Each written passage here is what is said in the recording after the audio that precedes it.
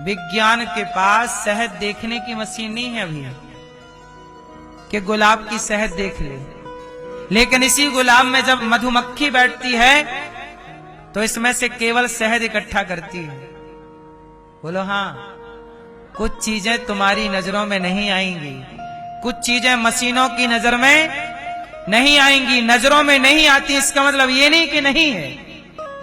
इसलिए जैसे मधुमक्खी ही ग्रहण कर सकती है इसकी शहद को, ऐसे भाव का व्यक्ति ही भगवान को ग्रहण कर सकता है। वरना भाव नहीं है तो सब जगह पत्थर है, सब जगह मूर्तियां हैं, सब जगह केवल ऐसे ही है। भाव है तो मूर्ति में भी भगवान है, भाव नहीं तो भगवान में भी मूर्ति है। बोलो हाँ, सबके बस की सब चीजें नहीं है ना मेरी माँ। कोई भी मशीन इसकी शहद नहीं देख सकती, ना तो ग्रहण कर सकती। आज तक कोई मशीन बनी जो पुष्पों को डालो और शहद निकल के आ जाए?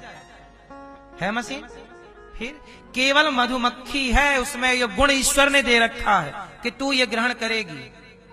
बोलो हाँ, खुशबू तो मैं भी ग्रहण कर सकता हूं, आप भी ग्रहण कर लीजिए, मस्त है, लेकिन इसकी शहद मैं ग्रहण नहीं।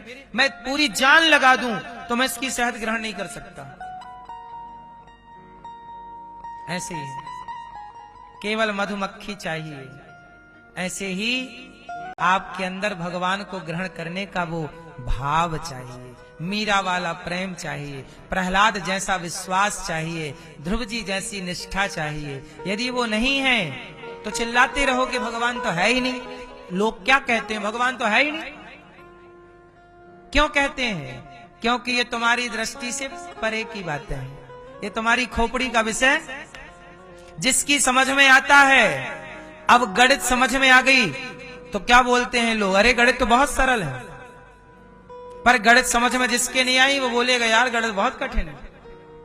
इंग्लिश समझ में आ गई तो लोग बोलते यार इंग्लिश तो बहुत सरल है, 26 अक्षर है। लेकिन नहीं समझ में आई तो लोग बोलते यार बड़ी कठिन भाषा है।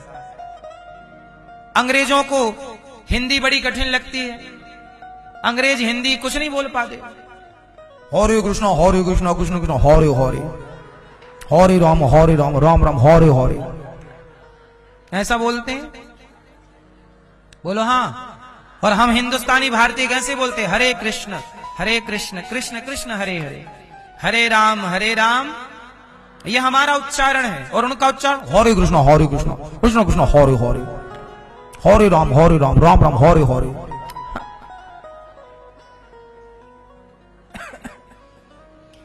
उनकी पकड़ में हिंदी नहीं आ रही है, हमारी पकड़ में हिंदी है। बोलो हाँ। क्यों भाई? अब हमारे लिए हिंदी बहुत सरल है और अंग्रेजों के लिए हिंदी बड़ी कठिन है। बोलो हाँ कि ना? हमें गुजराती नहीं आती तो हमारे लिए गुजराती कठिन है, पर जो गुजराती बोलता उसके लिए बहुत सरल है। हमें तमिल नहीं आती तो तमिल बड़ी कठिन है, और जिसे तमिल आती है उसके लिए तमिल बहुत सरल है। हमें छत्तीसगढ़ी नहीं आती तो बहुत कठिन है, आपको आती है तो आपके लिए बड़ी सरल। जो चीज जिसे आती है उसके लिए वो सरल है। आपको काश भक्ति आती तो आपको भगवान सरल नजर आते, भक्ति नहीं आती इसलिए भगवान कठिन है। वो कई बार इतना कठिन हो गया कि लोग बोले कि भगवान तो है ही नहीं। तुम इसलिए कह रहे हो कि नहीं है क्योंकि तुम्हारी समझ में नहीं आया, गणित तुम्हारी समझ में नहीं आई, तुमने बोल दिया कठिन है, अब ये विषय नहीं पढ़ेंगे।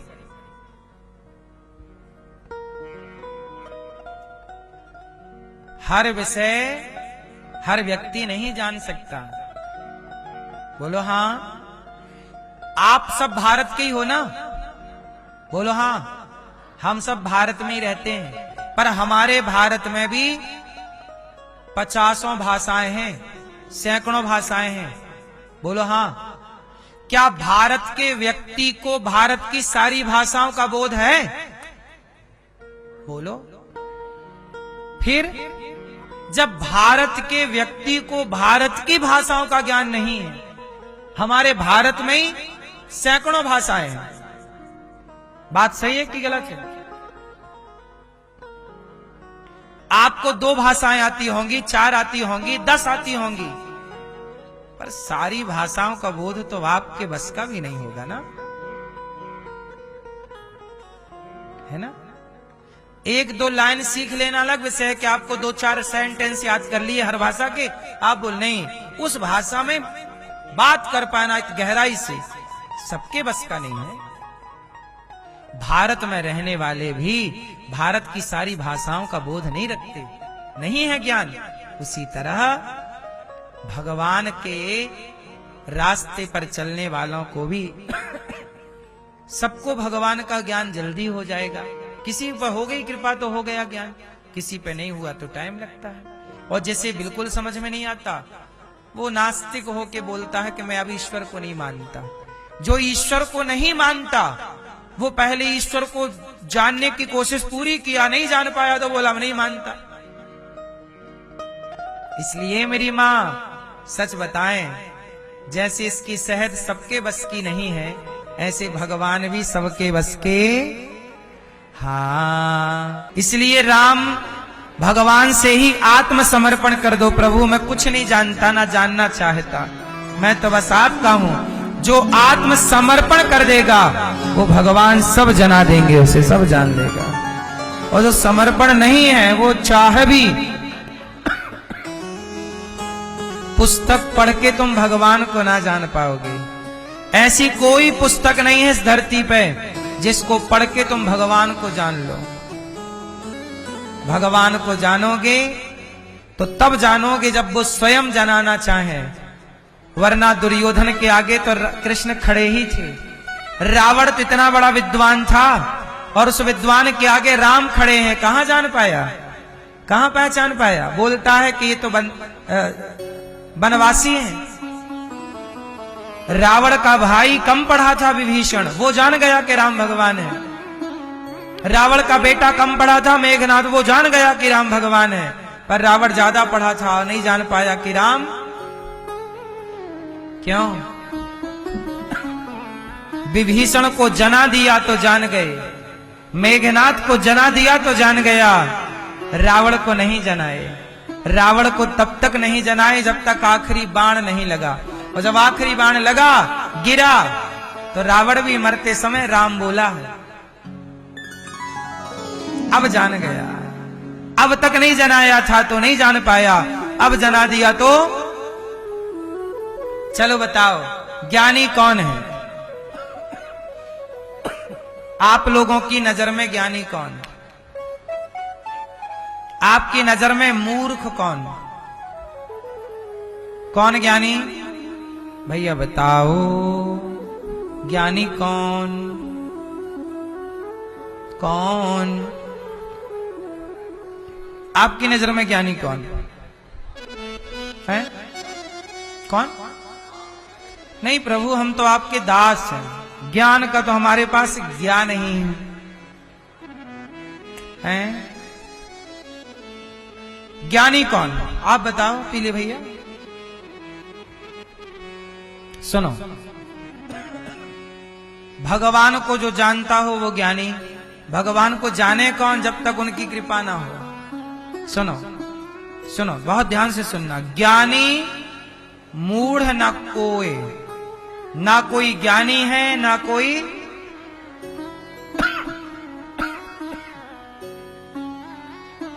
चलो बताओ, ये वाला कागज कोरा है कि नहीं? बोलो हाँ, बोलो हाँ। कोरा कागज है आप, और कोरा कागज हूं मैं, ये दास अनिरुद्ध। हम सब कोरे कागज हैं। इस कागज में चौपाई लिख दी जाए, गीता के श्लोक लिख दिए जाएं, तो इसी कागज की कीमत बढ़ जाएगी। और इसी में यदि गालियां लिख दी जाएं तो एक कागज 2 कौड़ी का हो जाएगा। बस यही है, आप कोरे कागज की तरह हैं। आपके भीतर यदि भगवान लिख दिया जाए तो आपकी कीमत बढ़ जाएगी। आपके भीतर अभिमान, अहंकार, क्रोध लिख दिया जाए, निंदा, चुगली लिख दी जाए तो आपकी कीमत 2 कौड़ी की हो जाएगी। तो आप ज्ञानी नहीं हैं, आप मूर्ख नहीं हैं। आपकी संगति डिसाइड करेगी कि आप ज्ञानी हैं कि मूर्ख हैं। जय ही छन जस रघुपति करें अब रावण जितना ज्ञानी कौन होगा आप ही बताइए। रावण बराबर ज्ञानी कोई है? उत्तर दो। नहीं। रावण जितना ज्ञानी कौन? लेकिन रावण जैसा ज्ञानी भी पराई औरत को चुरा के ले आया। क्या ये ज्ञानियों को शोभा देता है? और वो भी जाति से ब्राह्मण, वो भी लंका का राजा। क्या एक राजा को, क्या एक ब्राह्मण को, क्या एक ज्ञानी को, क्या एक बलशाली को पराई औरत चुराना शोभा देता है? लेकिन रावण ये काम ऐसे कर रहा है जैसे बहुत बड़ा मूर्ख गंवार व्यक्ति भी ऐसा ना करे। मूर्ख व्यक्ति, ये काम तो किसी अज्ञानी का दिखता है। ये काम किसी ज्ञानी का, बोलो, किसी औरत को चुरा लाना और सबके समझाने पर भी ना लौटाना, ये काम किसी ज्ञानी का दिखता है आपको? और आप लोग कहते हो रावण बड़ा ज्ञानी है। रावण ज्ञानी है, लेकिन बुद्धि मारी गई है। तो जो ज्ञानी है उसकी भी तो बुद्धि मारी जाए तो वो मूर्ख से भी बदतर हो जाता। अब रावण का यह कृत्य मूर्खों से भी बदतर था। बोलो हाँ। भरी सभा में द्रौपदी के कपड़े उतार रहे हैं और धरती के सारे ज्ञानी वहीं बैठे हैं, सारे बलवान वहीं बैठे हैं। पितामह भीष्म जैसे बलवान, गुरु द्रोणाचार्य जैसे ज्ञानी, सब वहीं बैठे हैं। और बैठे हैं और कोई कुछ कह नहीं रहा। धृतराष्ट्र जैसे राजा वहीं बैठे हैं, कर्ण जैसे दानी वहीं बैठे हैं। बोलो हाँ। संसार भर की ताकत वाले लोग वहीं बैठे हैं, लेकिन एक नारी का अपमान हो रहा है। अब इस सभा में ज्ञानी आप किसे बना लोगे, किसे मान लोगे, कौन ज्ञानी है? तो ज्ञानी मूढ़ न कोई, ना कोई ज्ञानी होता है ना कोई मूर्ख होता है। रघुनाथ जी भगवान जी जिसे जब जैसा बनाना चाहें उसे तब वैसा बना देते हैं। हम तो उनकी पुतली है, वो हमें ज्ञानी बनाना चाहें तो हम ज्ञानी हो जाएं, और मूर्ख बनाना चाहें तो अगले क्षण मूर्ख हो जाए। इसलिए ज्ञानी का अभिमान ना पाल लो और मूर्खता का गिलानी ना पाल लो। इसलिए भगवान के हाथ में हमारी चाबी है, जब जैसा करना चाहें वैसा करते हैं। उनकी कृपा होए तो एक बंदर भी समुद्र को छलांग मारे तो समुद्र पार कर जाता है। हनुमान जी प्रभु मुद्रिका मेली मुख माही, जलधि लांघ गए अचरज नहीं। समुद्र को छलांग मार के पार कर लिया। किसने? हनुमान जी ने। ये बल हनुमान जी का है कि रघुनाथ जी का है? भगवान जी का। किसका बल है आप लोग बताओ। हमारा अपना कोई बल नहीं है। सबई बलम बलिनाम चा परेशान। चलो बताओ मैया, आपका अपना कौन सा बल है? ये देखने का बल आपका है, सुनने का बल आपका है, चलने का बल आपका है, बोलने का बल आपका है। मैं बोल रहा हूं तो उसके बल से, देख रहा हूं उसके बल से, सुन रहा हूं उसके बल से, चल रहा हूं उसके बल से। इस धरती में एक परमात्मा के बल के अतिरिक्त किसी और का कोई बल है ही नहीं, सब निर्बल हैं। सुनेरी मैंने निर्बल के बल राम, सुनेरी मैंने निर्बल के बल। निर्बल के बल कौन? भगवान ही सबके बोलो बल है, सबके बल। अपना कोई बल नहीं। आप किस बल का घमंड करते हैं? धन बल, धन का बल, परिवार का बल, पुत्र का बल, आंखों का बल, सुंदरता का बल। कौन सा बल है आपका अपना? क्यों?